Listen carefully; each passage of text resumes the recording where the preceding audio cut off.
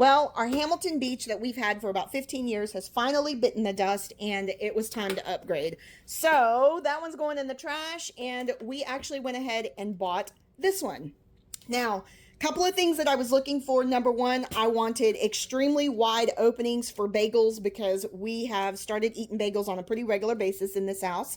My boys love bagels. Number two, they also like taking frozen garlic bread out of the freezer and they want to toast it. And this actually has a defrost button here on the bottom, which is very cool. I like the fact that you can actually adjust your browning, and I like that sound. It's so cool. You can go ahead and actually put your bagels inside.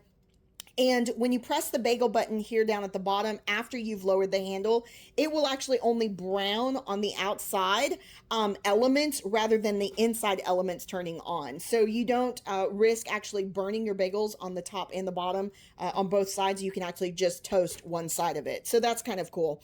And then the other thing is the defrost button. So my boys can go ahead and put their frozen bread inside of it, push it down, and then hit the defrost button.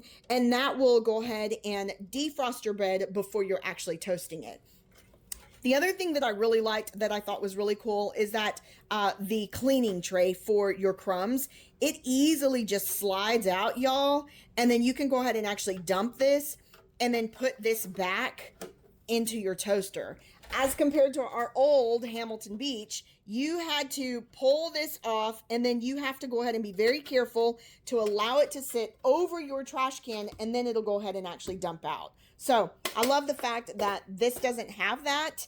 It has the nice little tray. And then of course, this is the box that it came in. So hopefully this will help you to decide if this is going to be a good toaster for you. This is actually going to serve our purposes. But thanks for watching, guys, and y'all have a fantastic day.